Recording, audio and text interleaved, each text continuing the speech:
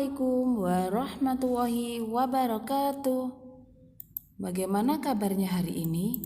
Ustadzah doakan semoga anak-anak Ustadzah selalu dalam keadaan sehat dan selalu dalam lindungan Allah Subhanahu wa Ta'ala. Amin. Hari ini kita akan belajar Al-Quran Hadis kembali bersama Ustadzah. Kita akan mempelajari materi hadis larangan mencela makanan. Nah, anak-anak, kita tidak boleh mencela makanan, dan salah satu bentuk adab yang perlu diperhatikan berkaitan dengan makanan adalah adanya larangan untuk mencela atau menghina makanan. Nah, mencela atau menghina makanan merupakan salah satu adab yang tidak baik. Jadi kita tidak boleh mencela atau menghina makanan ya anak-anak. Abu Hurairah radhiyallahu anhu berkata, Ma'aban Nabi sallallahu alaihi wasallam ta'aman qattu inistahahu akalahu wa illa tarakahu. Artinya, tak pernah sekalipun Rasulullah Shallallahu Alaihi Wasallam mencela makanan. Jika beliau menyukainya, beliau makan, dan jika tidak menyukai, beliau tinggalkan. Hadis riwayat muttafaq alaih. Jika diberikan atau dihidangkan makanan kepada kita, maka jika kita suka terhadap makanan tersebut, maka makanlah. Jika tidak menyukainya, maka tidak usah dimakan.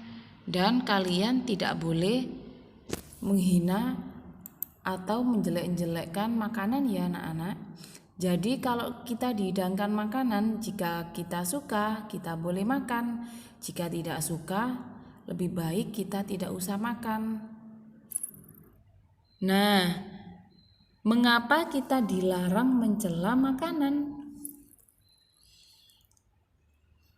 Karena dengan mencela makanan bisa menyakiti hati orang yang memberi makanan kepada kita, dan kita termasuk orang yang tidak menghargai orang yang berbuat baik kepada kita. Selain itu, jika kita menjelek-jelekkan makanan, maka paling sedikit kita telah berbuat dua kesalahan sekaligus.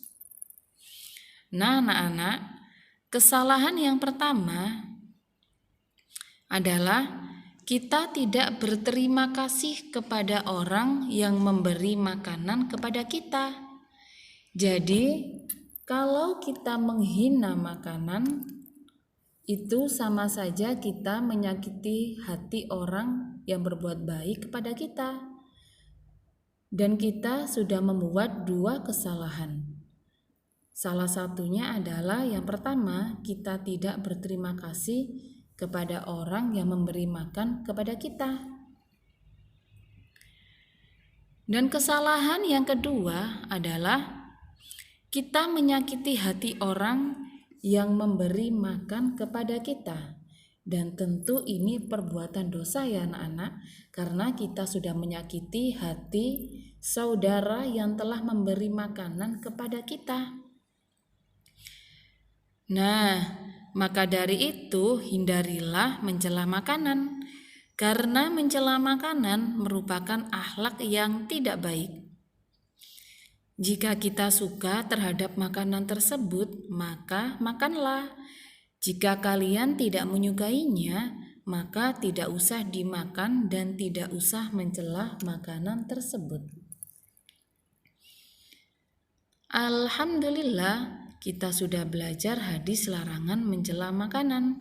Semoga kita bisa mempraktikkan dalam kehidupan sehari-hari. Amin. Barakallahu fikum, anak soli dan solihah ustadzah. Ustadzah akhiri, wassalamualaikum warahmatullahi wabarakatuh.